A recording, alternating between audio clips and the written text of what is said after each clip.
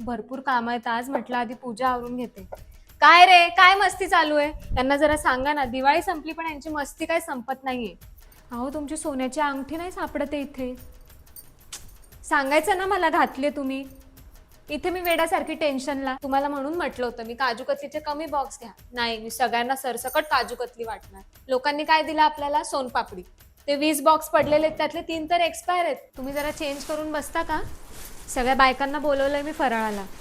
अहो वेळ कुठे मिळतो आम्हाला दिवाळीमध्ये, सगळं करण्यात वेळ जातो. म्हटलं आज या. म्हटलं आता भाभी पण येणार आहे, तो थोडा चकली चिवडा लेते चले, थोडा बर्फी बिर्फी लेते चले.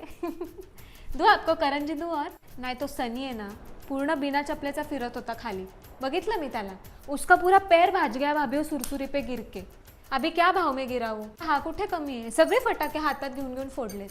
काय नको सांगू, बरोबर सांगते मी. काकूंना पण माहिती आणि बघितलं त्यांनी पण. भाभी रॉकेट भी ऐसा हाथ में उड़ा के लिया है इसने. खरंच तुमचे फोटो खूप सुंदर आले. तो ते लाइटिंग रंगीबेरंगी आहे ना, म्हणून अजून छान दिसते. आमची कुठे व्हाईट आणि येलो, ह्या पोरांचं ॲस्टिकेट लाइटिंग लावू, ॲस्टिकेट लाइटिंग लावू, एक पण माझा फोटो चांगला नाही आला. हाँ ये छोटी ना बहुत मस्त मस्त रांगोळी निकालती वो. हर साल का उसका 3-4 घंटे बैठेगी, पूरा रांगोळी निकालेगी.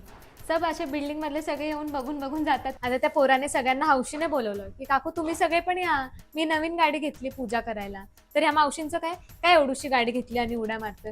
अरे आपल्या सोसायटीतला पोरगा जरा कौतुक करायचं ना, स्वतःच्या पैशाने त्याने घेतली गाडी तर. नाही मला नाही पटलं बाबा, मी आली निघून.